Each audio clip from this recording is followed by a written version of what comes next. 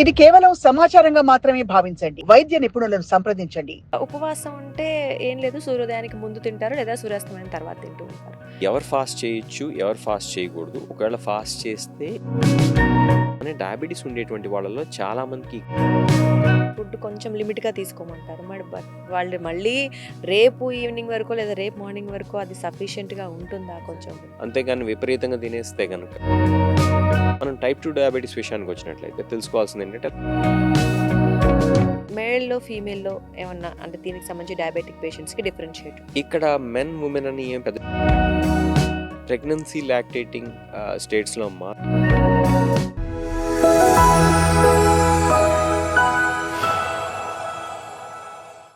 నమస్తే, welcome to Sakshi life. This is Durga. Ramzan మాసం start అయిపోయింది. సో ముస్లిం సోదరి మనందరూ కూడా ఉపవాస దీక్షలు చేస్తూ ఉంటారు. వాళ్ళకి ఎన్ని రోజులు వీలైతే అన్ని రోజులు చేస్తూ ఉంటారు. అయితే మరి ఉపవాసం చేసేటప్పుడు కొన్ని రకాల ఇబ్బందులు కూడా ఉంటాయి. అంటే అందరూ తట్టుకోలేరు. కొన్ని రకాల మెడిసిన్స్ వేసుకునే వాళ్ళు ఉంటారు. ముఖ్యంగా చెప్పాలంటే డయాబెటిక్ పేషెంట్స్కి కొంచెం ఇబ్బంది అవుతూ ఉంటుంది ఫాస్టింగ్స్ వల్ల. ఈ నేపథ్యంలో మరి డయాబెటిక్ పేషెంట్స్ అవ్వచ్చు లేదా మిగతా వాళ్ళు కూడా అసలు ఎలాంటి జాగ్రత్తలు తీసుకోవాలి, ఉపవాసం ఉంటున్నప్పుడు పర్టికులర్గా ఎలా స్టార్ట్ చేయాలి, ఎలా ఎండ్ చేయాలి, ఇవన్నీ కంప్లీట్గా ఈరోజు మనం డిస్కస్ చేద్దాం.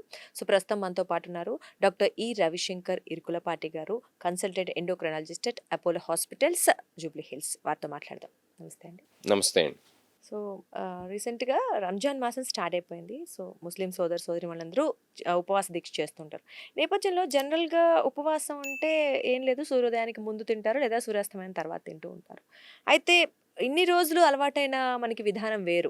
మళ్ళీ ఇప్పుడు కొత్తగా ఇన్ని గంటలు దాని గ్యాప్ ఉంచడం అవ్వచ్చు, లేదా మళ్ళీ సడన్గా ఫుడ్ ఒకటేసారి తీసుకోవచ్చు. ఎలాంటి ప్రభావం చూపించే అవకాశం ఉందంటారు డైజెషన్ సిస్టమ్ మీద? నిన్ననే రంజాన్ మాసం స్టార్ట్ అయింది. మనం రంజాన్ అంటుంటాం మన ఇక్కడ, బట్ బయట అన్ని చోట్ల రమదాన్ అని చెప్పి పిలుస్తూ ఉంటారు. ఇప్పుడు నేను చెప్పేటువంటి ప్రిన్సిపల్స్ అన్నీ కేవలం రమదాన్ అని మాత్రమే కాకుండా ఏ మతం అయినా ఏ విశ్వాసం అయినా కూడా వర్తిస్తాయి. ఎందుకంటే హిందువులు మనం కూడా చేసుకుంటాం, కొంతమంది ఫాస్టింగ్ చేస్తూ ఉంటారు. అలానే జైన్స్ చేస్తూ ఉంటారు, క్రిస్టియన్స్ కూడా చేసుకుంటూ ఉంటారు లెంట్ అని చెప్పి. ఓకే, కాబట్టి విశ్వాసం ఏదైనా సరే ఈ జనరల్ ప్రిన్సిపల్స్ అయితే అందరికీ వర్తిస్తాయి. కాకపోతే మనం ఇప్పుడు రంజాన్ మాసంలో ఉన్నాం కాబట్టి దానికి సంబంధించి మాట్లాడుకుంటాం. అసలు ఎవరు ఫాస్ట్ చేయొచ్చు, ఎవరు ఫాస్ట్ చేయకూడదు, ఒకవేళ ఫాస్ట్ చేస్తే ఎలాంటి దుష్ప్రభావాలు రావచ్చు అనేవి మాట్లాడుకుందాం. ఎలాంటి జాగ్రత్తలు తీసుకోవాలి కూడా మాట్లాడుకోవాల్సి ఉంటుంది. మనం కనుక అసలు ఎవరు ఫాస్ట్ చేయకూడదని కనుక చూస్తే హెల్త్ కండిషన్స్ అనేవి సీరియస్గా ఉండి ఆ హెల్త్ కండిషన్స్ కనుక డిటీరియరేట్ అయ్యేటువంటి ఛాన్స్ ఉన్నా, లేకపోతే ఆ హెల్త్ ప్రాబ్లమ్స్ వల్ల కాంప్లికేషన్స్ వచ్చేటువంటి ఛాన్స్ ఉన్నా ఇది ఫాస్టింగ్ వల్ల, అటువంటి వాళ్ళు ఫాస్టింగ్ చేయకుండా ఎగ్జంప్షన్ ఉంది అని చెప్పి నేను విన్నాను. నేనేమి ఇప్పుడు ఇస్లాం మతానికి సంబంధించినటువంటి ఇది ఆ కమాండ్ ఉన్నటువంటి గురువుని కాదు, దాని గురించి నాకు పెద్దగా తెలియదు. కాకపోతే నేను తెలుసుకుంది ఏంటంటే ఈ ఎగ్జంప్షన్ అనేది అయితే ఈ యొక్క మతంలో ఉంది అని చెప్పి నేను తెలుసుకున్నాను. ఓకే, కాబట్టి ఆ సడలింపు ఏదైతే ఉందో దాన్ని మనం వర్తింపజేయాలి. ఎవరికి? ప్రెగ్నెంట్ ఉమెన్ కావచ్చు, లాక్టేటింగ్ ఉమెన్ అంటే ఎవరైతే పాలిస్తున్నారో ఆ తల్లులు కావచ్చు, గర్భిణీ స్త్రీలు కావచ్చు, లేకపోతే వయోవృద్ధులు కావచ్చు, లేకపోతే చిన్నపిల్లలు కావచ్చు. ఇవే కాకుండా టైప్ 1 డయాబెటీస్ లాంటి కండిషన్స్లో ఉండి ఇదివరకు డయాబెటిక్ ఎసిడోసిస్ లాంటి కాంప్లికేషన్స్ ఏమైనా వచ్చి ఉంటే వాళ్ళు కావచ్చు, లేకపోతే కిడ్నీ సమస్యలు, గుండెకి సంబంధించినటువంటి సమస్యలు, లివర్కి సంబంధించినటువంటి సమస్యలు, ఇది డయాబెటీస్ అనే కాదు, ఇన్ జనరల్ చెప్తాను. ఇటువంటి సమస్యలు ఎవరికి ఉన్నా సరే వాళ్ళకి ఎగ్జంప్షన్ వర్తిస్తుంది. అలానే డయాబెటీస్ ఉండేటువంటి వాళ్ళలో చాలామందికి కిడ్నీ సమస్యలు, లేకపోతే డయాబెటిక్ కీటోఎసిడోసిస్ బారిన పడేటువంటి అవకాశం ఉంది. కాబట్టి అటువంటి వాళ్ళకు కూడా మనం ఎగ్జంప్షన్ని ఇవ్వచ్చు. మనం టైప్ 1 డయాబెటీస్ విషయానికి వచ్చినట్లయితే వీళ్ళు యూజువల్గా వాడేది ఏంటి? Basal bolus insulin regime. Basal bolus అంటే ఏంటి? 4 సార్లు ఇన్సులిన్ తీసుకుంటారు. ఒక బేసల్ ఇన్సులిన్, అలానే బోలస్ ఇన్సులిన్ ఏమో రోజుకి 3 సార్లు. యూజువల్గా టెక్స్ట్ బుక్ ప్రకారం అది వాడాలి. కొంతమంది వేరే ఇన్సులిన్ రెజిమ్స్ కూడా వాడుతూ ఉంటారు. కాకపోతే మనం బేసల్ బోలస్ ఇన్సులిన్ రెజిమ్ గురించి కనుక చెప్పుకున్నట్లయితే టైప్ 1 డయాబెటీస్ ఉండేటువంటి వాళ్ళు ఆరోగ్యంగా కనుక సహకరిస్తే వాళ్ళు చేసుకోవచ్చు ఫాస్టింగ్. కానీ వాళ్ళు గ్రహించాల్సింది ఏంటంటే మధ్యాహ్నం తినరు కదా ఫాస్టింగ్ అప్పుడు ఆ మధ్యాహ్నం పూట తీసుకునేటువంటి బోలస్ ఇన్సులిన్ ఏదైతే ఉందో అది ఇవ్వకూడదు. ఓకే. ఓకే. ఇన్సులిన్ అలానే మిగతా టైమ్స్‌లో ఇన్సులిన్ డోసెస్ కూడా అవసరమైతే బేసల్ ఇన్సులిన్ డోస్ తగ్గించుకోవాల్సి రావచ్చు. ఇవన్నీ స్టార్ట్ అయిపోయిన తర్వాత డిస్కస్ చేసేటువంటి అంశాలు కాదు. నిజం చెప్పాలంటే మనం ఈ ప్రోగ్రామ్‌ని ఈ రమదాన్ మాసానికి ముందే. కొన్ని వారాల ముందు చేసి దాన్ని టెలికాస్ట్ చేయాలి. టెలికాస్ట్ చేసినట్లయితే మన ముస్లిం సోదరులు, సోదరీమణులు ఎవరైతే ఉన్నారో వాళ్ళు దీన్ని విని, తెలుసుకొని వాళ్ళు డాక్టర్‌ని సంప్రదిస్తారు. కాకపోతే నెవర్ టూ లేట్ అని చెప్పి అంటుంటారు కాబట్టి మనం ఇప్పుడు చేస్తున్నాం. ఓకే.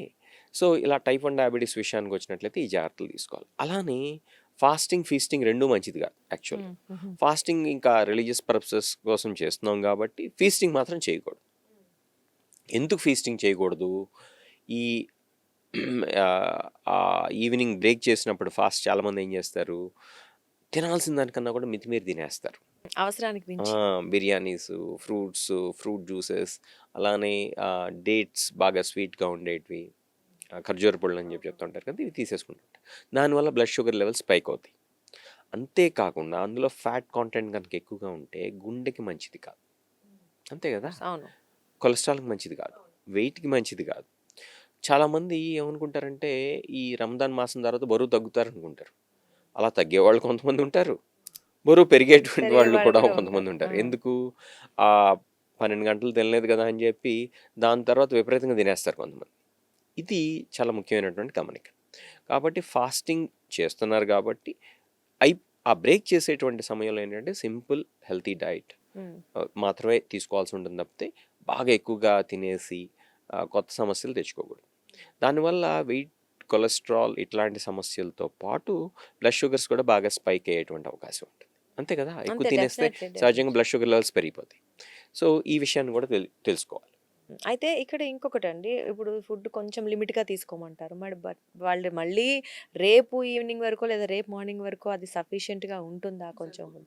స్మాల్ పోర్షన్ ఫుడ్ తీసుకుంటే సరిపోతుంది బ్రేక్ చేసినప్పుడు ఫాస్ట్. అంతేగాని విపరీతంగా తినేస్తే కనుక ఇది డే మొత్తం తినలేదు కదా అని చెప్పి డైజెషన్తో పాటు ఇటువంటి సమస్యలు కూడా వచ్చేటువంటి అవకాశం ఉంటుంది, ఇంతకుముందు మనం చెప్పుకున్నట్టు. రైట్. ఇది టైప్ 1 డయాబెటీస్ గురించి. ఈ సూత్రాలు టైప్ 2 డయాబెటీస్ కూడా వర్తిస్తాయి. ఓకే. ఎందుకంటే టైప్ 2 డయాబెటీస్లో ఇన్సులిన్ వాడేటువంటి వాళ్ళు ఉంటారు, అసలు ఎలాంటి మందులు వాడినటువంటి వాళ్ళు ఉంటారు, కొంతమంది అయితే ట్యాబ్లెట్స్ మాత్రమే వాడేటువంటి వాళ్ళు ఉంటారు, కొంతమంది ట్యాబ్లెట్స్ ప్లస్ ఇన్సులిన్ వాడేటువంటి వాళ్ళు ఉంటారు. మనం టైప్ 2 డయాబెటీస్కి వచ్చినట్లయితే అది వైడ్ వెరైటీ కేటగిరీ కాబట్టి, ప్లస్ ఎక్కువ మందికి టైప్ 2 డయాబెటీస్ ఉంటుంది కాబట్టి, మనం టైప్ 2 డయాబెటీస్ విషయానికి వచ్చినట్లయితే తెలుసుకోవాల్సింది ఏంటంటే లైఫ్ స్టైల్ ద్వారా మాత్రమే, అంటే జీవనశైలి ద్వారా మాత్రమే బ్లడ్ షుగర్స్ని కంట్రోల్ చేసుకునేటువంటి వాళ్ళకి ఎలాంటి ప్రాబ్లం ఉండదు. ఓకే. ఇది బ్లడ్ షుగర్ లెవెల్స్ అయితే విపరీతంగా పడిపోవటం అయితే ఉండదు, ఉండదు. పెరగటం. విపరీతంగా పెరగటం ఉండదు యూజువల్. ఏది అన్లెస్ వాళ్ళు విపరీతంగా తినేస్తే తప్పితే. అలా కాకుండా మందులు వాడేటువంటి వాళ్ళు ఉన్నారు. అందులో మనం కొన్ని గ్రూప్స్ ఆఫ్ మెడికేషన్స్ చెప్పుకుందాం. మెట్ఫార్మిన్ లాంటి మందులు వాడేటువంటి వాళ్ళు కంటిన్యూ చేసుకోవచ్చు, ఎందుకంటే పొద్దున రాత్రి వేసుకుంటే సరిపోతుంది ఆ ట్యాబ్లెట్. అవును. లేదా కేవలం పొద్దున వేసుకున్నా, కేవలం రాత్రి వేసుకున్నా సరిపోతుంది. ఇది ఏదైనా సరే డాక్టర్లతో డిస్కస్ చేసి చేసిన మాత్రమే చేయాలి. తర్వాత. ఎందుకంటే ఇదేది జనరల్ ట్రీట్మెంట్ ప్లాన్ కింద నేను చెప్పట్లేదు, ఎవరి డాక్టర్తో వాళ్ళు డిస్కస్ చేయాలి. బట్ జనరల్ ప్రిన్సిపల్స్ చెప్తున్నాను అంతే, అవుట్లైన్ ప్రిన్సిపల్స్. నెక్స్ట్ సల్ఫనైల్ యూరియాస్ ఉన్నాయి. సల్ఫనైల్ యూరియాస్లో కూడా గ్లైక్లజైడ్ లాంటివి సేఫర్ మాలిక్యూల్స్ అని చెప్పి చెప్పుకోవాల్సి ఉంటుంది ఈ సందర్భంలో.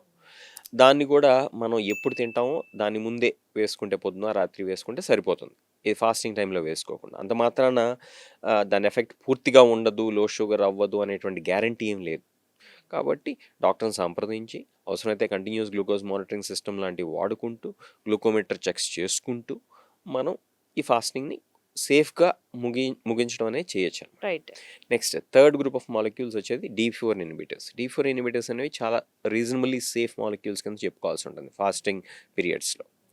ఎందుకంటే అవి పెద్దగా లో షుగర్ కాజ్ చేయవు కాబట్టి. అవి కూడా లో షుగర్ కాజ్ చేయొచ్చు, బట్ మిగతా వాటి అంత కాదు. మెట్ఫార్మిన్ ఒకటి, ఇవి D4 ఇన్హిబిటర్స్, ఇవి రిలేటివ్లీ లో రిస్క్ ఆఫ్ లో షుగర్. ఇంకా ఫోర్త్ గ్రూప్ ఆఫ్ మాలిక్యూల్స్ వస్తే SGLT2 ఇన్హిబిటర్స్. SGLT2 ఇన్హిబిటర్స్ అనేవి మామూలప్పుడు లో షుగర్ పెద్ద కాజ్ చేయవు, కానీ ఇట్లాంటి సందర్భాల్లో పెద్ద సేఫ్ కాదు. ఎందుకు కాదంటే డిహైడ్రేషన్ కాజ్ చేస్తాయి. డిహైడ్రేషన్ అనేది కూడా చాలా పెద్ద ప్రాబ్లం, ఎందుకంటే కేవలం ఆహారం మాత్రమే కాదు, మంచినీరు కూడా తీసుకోరు. మన ముస్లిం సోదరులు సోదరీమణులు ఏం చేస్తారంటే వాటర్ కూడా తీసుకోరు కాబట్టి డిహైడ్రేట్ అయిపోవటం, లేకపోతే కిడ్నీస్ షట్ డౌన్ కావటం లాంటి సమస్యలు వచ్చేటువంటి అవకాశం ఉంటుంది. కాబట్టి ఈ విషయాన్ని కూడా మనం పరిగణలోకి సమ్మర్ కూడా తీసుకోవాలి. రాబోతుంది మనకి ఇప్పుడు అంటే ఇప్పుడు ఇంకా ఇప్పుడు బెటర్. బెటర్ పీక్ కొంత సమ్మర్లో రాలేదు. హాఫ్ ఏ- ఏ- అయిపోయేసరికి ఫెబ్ కొంతవరకు ఫెబ్ ఎండింగ్, అదే మిడ్ ఫెబ్ నుంచి మిడ్ మార్చ్ దాకానే ఉంటుంది ఈసారి. కొన్ని సందర్భాల్లో అయితే పీక్ సమ్మర్లో కూడా ఏప్రిల్ వస్తుంటుంది ఈ మేలో కూడా రంజాన్ మాసం. వస్తుంది, రైట్. కాబట్టి సమయం ఎప్పుడైనా సరే డీహైడ్రేషన్ బారిన పడకూడదు. కాబట్టి SGLT2 ఇన్హిబిటర్స్ పెద్ద సేఫ్ కాదు డయాబెటిక్ పేషెంట్స్లో రమదాన్ మాసంలో. కానీ ఆ మాటకు వస్తే ఎప్పుడైనా సరే ఫాస్టింగ్ చేసేటప్పుడు. ఇంకా GLP-1 రిసెప్టర్ ఎగోనిస్ట్ అని చెప్పి ఉన్నాయి. కొంతమంది వెయిట్ లాస్ కోసం కూడా వాడుతున్నారు, టెజబటైడ్ అండ్ సెమాగ్లూటైడ్. అవి కూడా సేఫ్ కాదని చెప్పుకోవాలి. ఎందుకంటే డిహైడ్రేషన్ రిస్క్ ఒకటి ఉంటుంది, నాజియా, వామిటింగ్ లాంటివి, గ్యాస్ట్రిక్ సిమ్టమ్స్ లాంటివి ఉండేటువంటి అవకాశం ఉంటుంది. కాబట్టి అవి కూడా పెద్ద సేఫ్ కాదు రమదాన్ మాసం. ఈ విషయాన్ని కూడా తెలుసుకోవాల్సి ఉంటుంది. ఇక చివరిగా మనం చెప్పుకోవాల్సింది ఏంటి, ఆల్ఫా గ్లూకోసైడేజ్ ఇన్హిబిటర్స్, ఎకార్బోస్ ఇలాంటి మందులు ఉన్నాయి. అవి కూడా పెద్ద ఇది గ్యాస్ట్రిక్ సిమ్టమ్స్ కాజ్ చేస్తాయి కాబట్టి పెద్ద సేఫ్ కాదని చెప్పుకోవచ్చు. కాకపోతే లో షుగర్ రిస్క్ అనేది చాలా తక్కువ వాటితో. ఇంకా పియోగ్లిజోల్ లాంటివి రీజనబుల్లీ సేఫే, ఏది లో షుగర్ రిస్క్ అనే రిస్క్ తక్కువగా ఉంటుంది కాబట్టి. ఇది ఇన్ జనరల్. ఇవి కాకుండా మనకి వాళ్ళ రోజున ఇన్సులిన్స్ కూడా వాడుతూ ఉంటాం. అవును. ఇన్సులిన్స్లో కూడా రకరకాల ఇన్సులిన్స్ ఉన్నాయి. ఇంతకుముందు చెప్పే కదా, టైప్ 1 డయాబెటిక్స్ ప్రస్తావన వచ్చినప్పుడు ఏమని చెప్పాను, కొంతమంది ప్రీమిక్స్ ఇన్సులిన్ వాడుకుంటూ ఉంటారు, కొంతమంది బేసల్ ఇన్సులిన్ మాత్రమే వాడుతూ ఉంటారు, కొంతమంది బేసల్ బోలస్ ఇన్సులిన్ రెజిమ్ వాడుతూ ఉంటారు. బేసల్ ఇన్సులిన్ అంటే రోజుకి ఒకసారి లాంగ్ యాక్టింగ్ ఇన్సులిన్ మాత్రమే వాడుతుంటే కనుక అది రీజనబుల్లీ సేఫే, కాకపోతే డోసెస్ తగ్గించుకోవాల్సి ఉంటుంది. ఫుడ్ తగ్గించాం కాబట్టి డోసెస్ కూడా Exactly. తగ్గించేస్తాం. కాకపోతే ఫ్లక్చువేషన్స్ ఎక్కువగా ఉంటాయి. ఏది ఫాస్టింగ్ చేయనటువంటి డేస్తో పోలిస్తే ఫాస్టింగ్ చేసేటప్పుడు డిఫరెంట్గా ఫ్లక్చువేషన్స్ ఉంటాయి. ఎందుకంటే what we are doing is fasting and feasting కాబట్టి. Of course. బట్ ఇక్కడ మళ్ళీ ఈవినింగ్ హెవీగా తిన్నప్పుడు మరి ఆ డోస్ ఎలా అప్పుడు కొంచెం మరి ప్రాబ్లం అవుతుంది. అందుకనే ఇండివిజువలైజ్డ్ కేర్, ఇండివిజువలైజ్డ్ ట్రీట్మెంట్ అనేది చాలా అవసరం. ఏ ఇద్దరిది ఒకలాగానే ఉండదు. ఉండదు. కాబట్టే ఎవరి డాక్టర్తో వాళ్ళు కనీసం ఒక 3-4 వారాల ముందు సంప్రదించి అసలు ఫాస్టింగ్ చేయొచ్చా లేదా, చేస్తే ఎట్లాంటి జాగ్రత్తలు తీసుకోవాలి, థర్డ్ది మందులు ఎలాంటివి అడ్జస్ట్ చేసుకోవాలి అనేది మనం తెలుసుకోవాలి. అంతే తప్పితే ఏదో పోయిన సంవత్సరం ఆ మందులకి సెట్ అయింది కాబట్టి ఈ మందులు కూడా సెట్ అవుతుందని గ్యారంటీ లేదు అదే వ్యక్తికి కూడా. ఒకవేళ అవే మందులు వాడుతున్నా కూడా పోయిన సంవత్సరం అప్పుడు HbA1c ఎలా ఎంత ఉందో మనకు తెలియదు, ఇప్పుడు ఎంత ఉందో మనకు తెలియదు ఆ వ్యక్తికి. కాబట్టి వీటన్నిటిని బేరీజ్ వేసుకుని ఆ డాక్టర్ మాత్రమే చెప్పగలుగుతారు. ఖచ్చితంగా. Of course. ఆ వ్యక్తి డాక్టర్ని సంప్రదించడం అనేది చాలా అవసరం అనేది చెప్పడానికి మరొక్కసారి చెప్తున్నాయి ఎగ్జాంపుల్కి. అంతే అంతే. సో ఇక మందుల విషయానికి వస్తే ఈ ఇన్సులిన్ వాడేటువంటి వాళ్ళు మరికొంచెం జాగ్రత్తగా ఉండాలి. ఎందుకంటే లో షుగర్ అనేది బాగా ఎక్కువ అయ్యేటువంటి ఛాన్స్ ఉంటుంది ఇన్సులిన్ వాడేటువంటి వాళ్ళు. ఎస్పెషల్లీ ఓల్డ్ స్టైల్ ఇన్సులిన్స్ ఏవైతే ఉన్నాయో అవి వాడేటువంటి వాళ్ళల్లో ఇంకా రిస్క్ ఎక్కువ. కొత్త ఇన్సులిన్స్ ఏవైతే ఉన్నాయో వాటికి ఏంటంటే క్విక్కర్ యాక్షన్ ఉంటుంది, అలానే డ్యూరేషన్ ఆఫ్ యాక్షన్ కూడా డిఫరెంట్ ఫ్రమ్ ఓల్డర్ ఇన్సులిన్స్, అలానే లో షుగర్ రిస్క్ కూడా తక్కువ వాటితో పోలిస్తే. అందుకని చెప్పి నోవల్ ఇన్సులిన్స్, అనలాగ్ ఇన్సులిన్స్ ఏవైతే ఉన్నాయో అవి వాడుకుంటే బెటర్. కానీ ఇవి వాడుకున్నా కూడా మధ్యాహ్నం తినం కాబట్టి కొంచెం జాగ్రత్తగా ప్రీమిక్స్ ఉండాలి. ఇన్సులిన్ కన్నా మధ్యాహ్నం వేసుకునే అలవాటు ఉంటే అది వాడకూడదు. అలానే premix insulin morning night doses కూడా అడ్జస్ట్ చేయాల్సి ఉంటుంది. ఓకే, ఇమీడియట్లీ ఆఫ్టర్ ఫుడ్ తీసుకునేవైతే బెటర్. అలా చిన్నపాటి అడ్జస్ట్మెంట్స్ కన్నా చేసుకున్నట్లయితే సేఫ్గా కొంతమేరకైనా ఫాస్టింగ్ చేసుకునేటువంటి అవకాశం ఉంటుంది. దీంతో పాటు మనం తెలుసుకోవాల్సింది ఏంటంటే అన్నిటికన్నా ముఖ్యమైనది ఇంతకుముందు మళ్ళీ మళ్ళీ చెప్పేటువంటి విషయమే, ఫీస్టింగ్ అనేది చేయకూడదు. డెఫినెట్లీ. ఇప్పుడు డేట్స్తో ఫాస్ట్ బ్రేక్ చేసి ఆ ప్రేయర్ తర్వాత వాళ్ళు కనుక విపరీతంగా కనుక తినేసినట్లయితే బ్లడ్ షుగర్ లెవెల్స్ విపరీతంగా పెరిగిపోతాయి.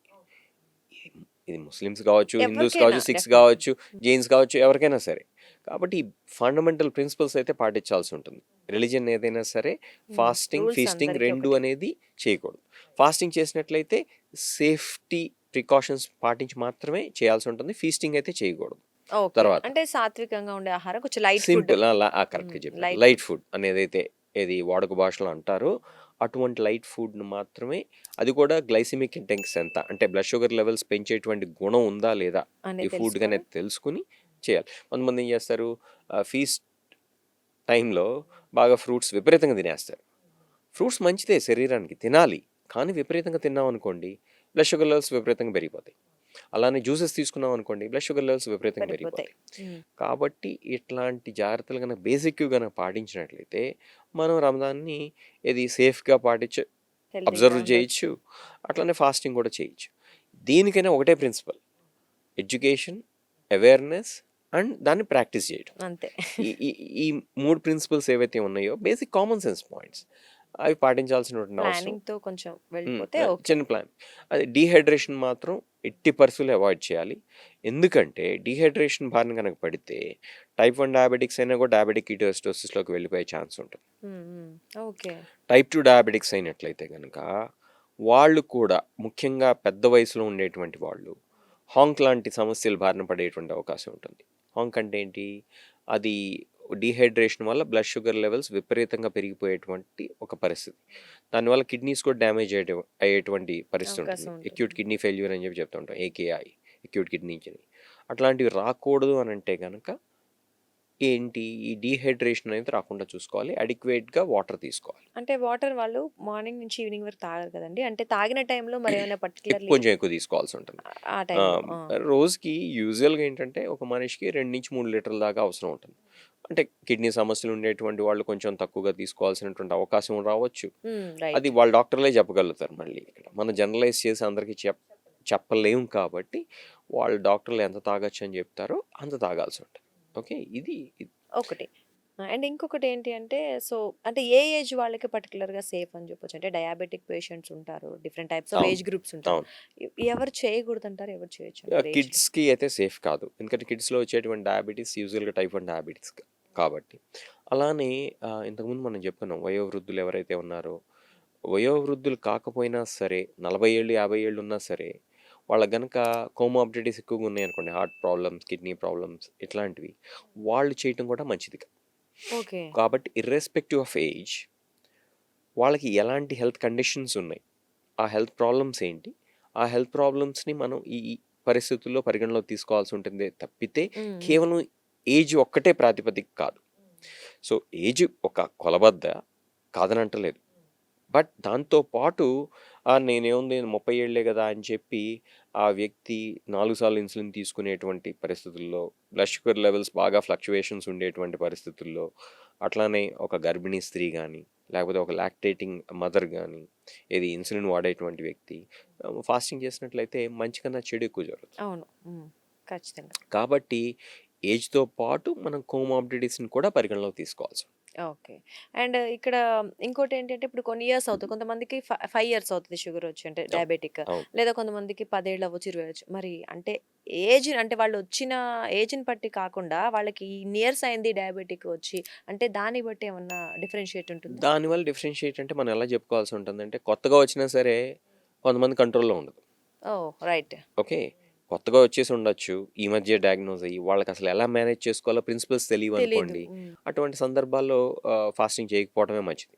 అలానే కొంతమందికి 10 ఏళ్ల నుంచి ఉన్నా కూడా కాంప్లికేషన్స్ ఏమి లేవు, సింపుల్ మెట్ఫార్మినే వాడుతున్నారు అనుకుందాం, హెచ్బిఎవన్సీ బాగుంది, అలాంటి వాళ్ళు ఫాస్టింగ్ కంటిన్యూ చేసుకోవచ్చు చేయొచ్చు. డాక్టర్ల పర్యవేక్షణ.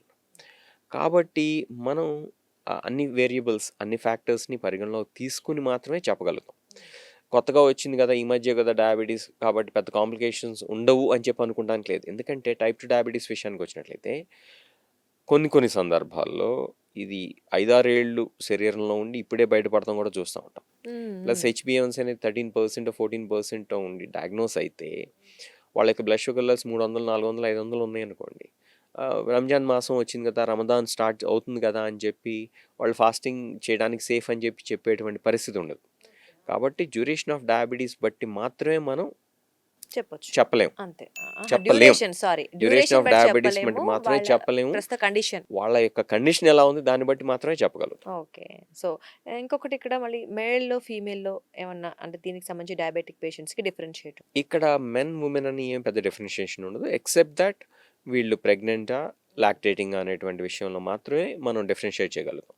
ప్రెగ్నెన్సీ, లాక్టేటింగ్ స్టేట్స్లో మాత్రం జెస్టేషనల్ డయాబెటీస్ కావచ్చు, లేకపోతే డయాబెటీస్ వచ్చి వాళ్ళు ప్రెగ్నెంట్ అయ్యి ఉంటే, లేకపోతే వాళ్ళు లాక్టేటింగ్ స్టేట్లో కనుక ఉన్నట్లయితే, అంటే బాలింతలు అని చెప్తా ఉంటాం కదా, పాలిస్తున్నప్పుడు. పాలిచ్చేటప్పుడు అలాంటి సందర్భాల్లో ఎట్టి పరిస్థితుల్లో ఫాస్టింగ్ అయితే చేయకూడదు. చేయకూడదు. ఓకే అండి. సో, ఇక్కడ ఇంకొకటేంటంటే 1 మంత్ చేసేస్తారు కొంతమంది.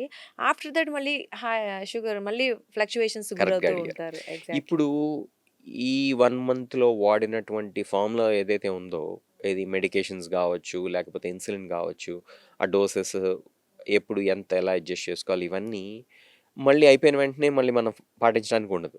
కాబట్టి మళ్ళీ ఒక రివిజన్ అనేది చాలా అవసరం. దేనికి? మొత్తం మెడికేషన్ రెజీమ్ దగ్గర నుంచి, అసలు బ్లడ్ షుగర్ లెవెల్ కంట్రోల్ ఎలా ఉంది దగ్గర నుంచి, వీటన్నిటిని మళ్ళీ రివ్యూ చేసుకోవాల్సినటువంటి అవసరం ఉంటుంది. మంచి ప్రశ్న అడిగారు.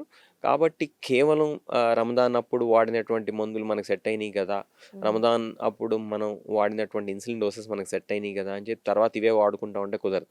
ఎందుకంటే అప్పుడు 3 సార్లు ఆహారం తీసుకుంటారు, ప్లస్ మధ్యలో స్నాకింగ్ కూడా ఉంటుంది. కాబట్టి దానికి అనుగుణంగా వాడుకోవాల్సి ఉంటుంది తప్పితే ఇప్పుడు వాడినటువంటి అది మందులు, సెట్ అవ్వదు. డోసెస్ అయితే రమదాన్ తర్వాత సెట్ కావు. మళ్ళీ డెఫినెట్లీ మళ్ళీ ఫ్లక్చుయేషన్స్ కావచ్చు, మళ్ళీ ఇష్యూస్ వస్తాయి. ఫ్లక్చుయేషన్స్ వస్తాయి.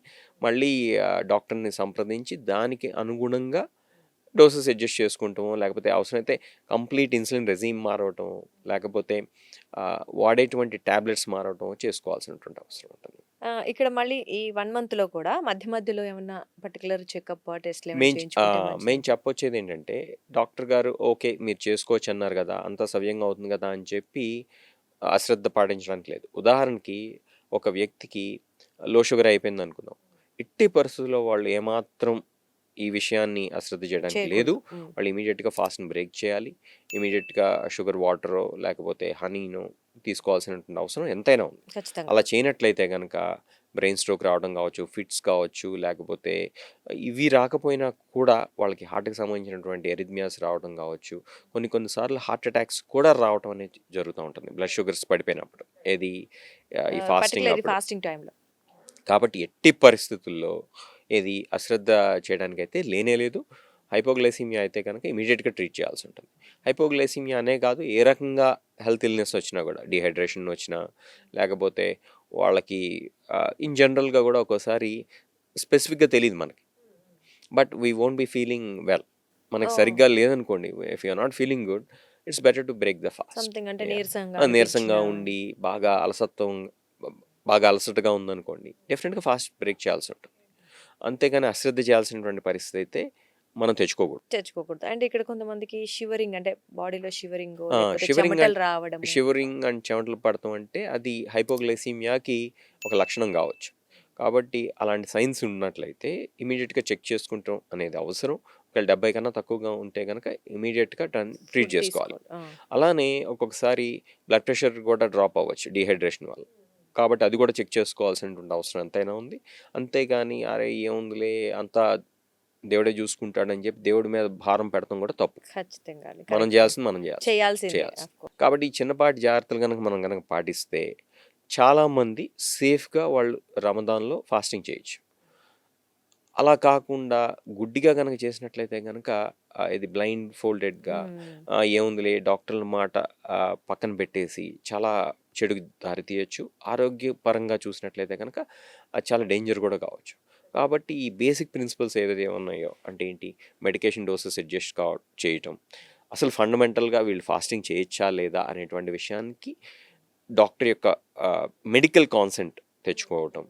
అలానే డాక్టర్స్ కనుక వద్దు చేయొద్దు, మెడికల్ పరంగా ఇది మంచిది కాదు అని కానీ చెప్పినట్లయితే అశ్రద్ధ చేసి పెడచెవిని పెట్టకుండా ఉండటం, ఇలాంటి చిన్నపాటి జాగ్రత్తలు కనుక తీసుకున్నట్లయితే సేఫ్గా రమదాన్ టైంలో ఫాస్టింగ్ చేయటం, వాళ్ళ యొక్క మత విశ్వాసాలను గౌరవిస్తూనే వాళ్ళ ఆరోగ్యాన్ని కూడా కాపాడుకుంటాం అనేది సాధ్యపడుతుంది. ఖచ్చితంగా.